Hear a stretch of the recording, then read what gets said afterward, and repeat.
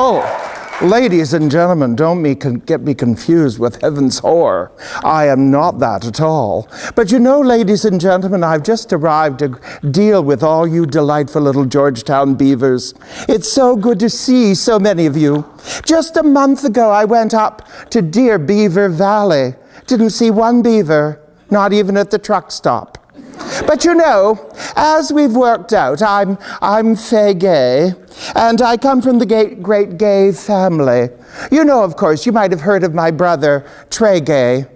Now, Trey is working down in Toronto. He's in the gay ghetto, you know, and he has just managed to land a job with the CBC in a fabulously new gay sitcom called Leave It, It's Beaver. But you know,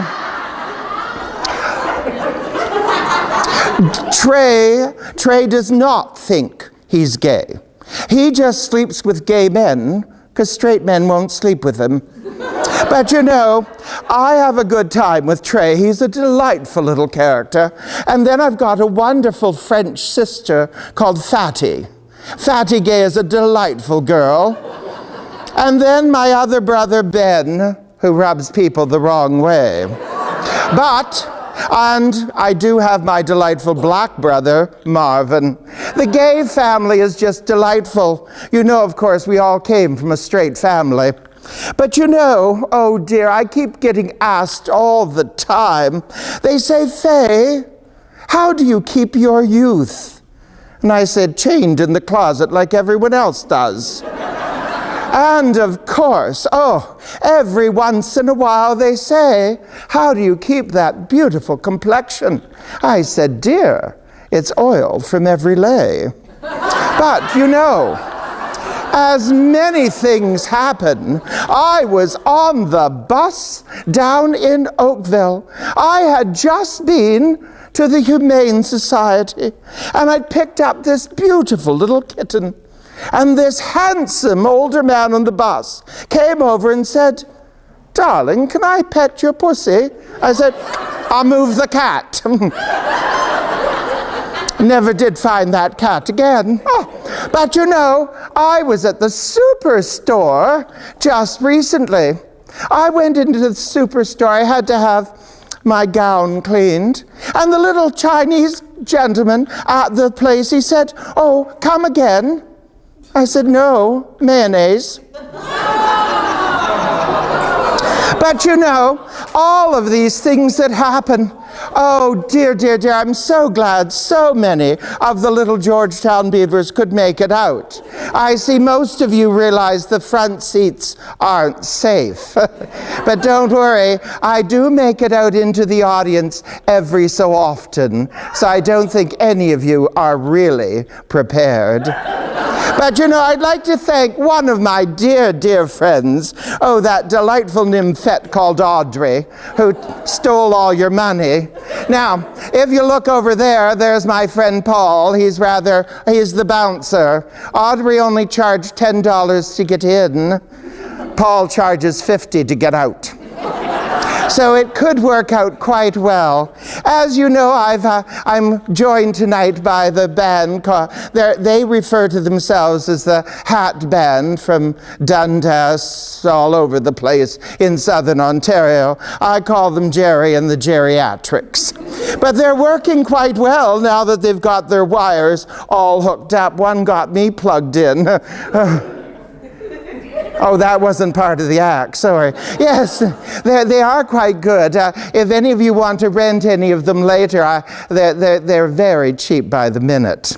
Well, this is going to be a delightful taping of Faye Gaye. So now that you've been introduced to the Gaye family, and you found out a little bit about our family tree.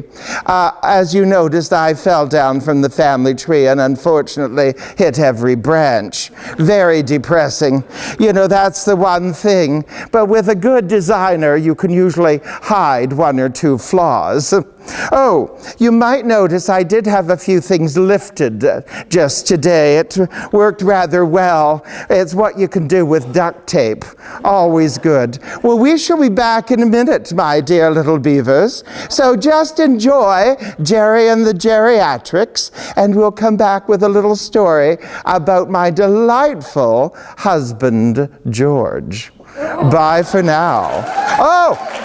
Hold it, don't give me the clap. I left the pills at the house. Well, I was in bed last night with George, and George said to me, Faye, he always calls me Faye, you know. Well, that is my name. He said to me, Faye, you've got no tits and a tight box. I said, George, get off my back. Well, George and I did get married, and we moved to Georgetown. And when I got here in Georgetown, I developed this horrible, horrible cold. And George was always upset because George didn't like the fact that I wore no underwear. And he blamed the cold on my wearing no underwear.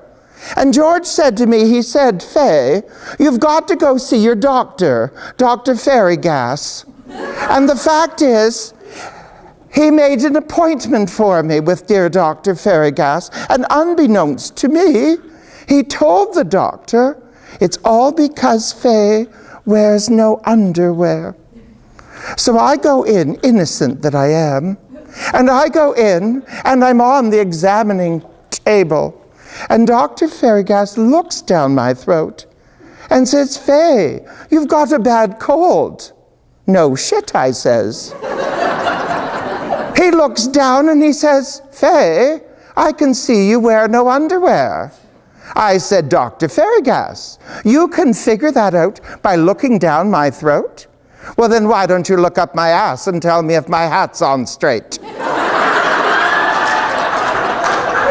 Well, we got over that one, and then Dr. Fairygas did my physical. Oh, I love that bit. Well, he told me, besides the cold, I was in perfect health. He said, Faye, you've got the body of a 45-year-old. So I went running home to George, and I said, George, Dr. Fairygas said I'm in perfect health and I have the body of a 45-year-old. And George said, did he mention your 80-year-old ass? I said, George, we never talked about you. Well, it was at Christmas. George wrapped my present. It was awfully heavy. Well, I opened it. It was a goddamn tombstone. And on it, it says, here lies Faye, cold as usual. So for Valentine's, I went and got George a tombstone. When he opened it, it said, here lies George, stiff at last.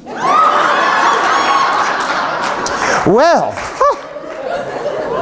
it was on the occasion of George's 80th birthday, and George said to me, Faye, I've had enough. I'm going to divorce you, and I'm going to marry a 20-year-old girl. I said, George, you stupid ass.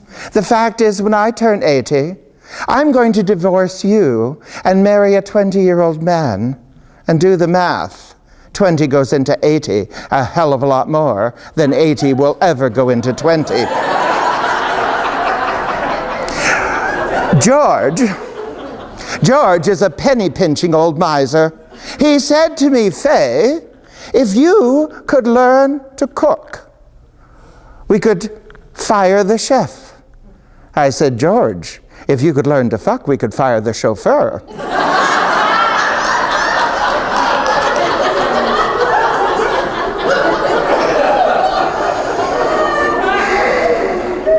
George and I, we found it was one of the things you learn.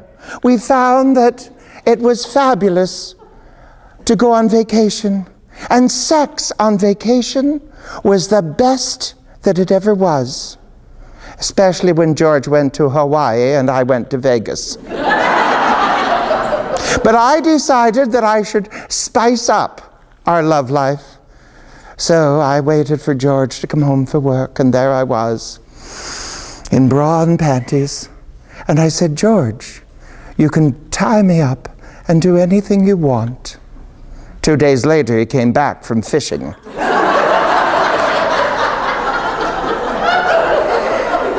You know, with George and I, it was lust at first sight. But then my eyesight improved.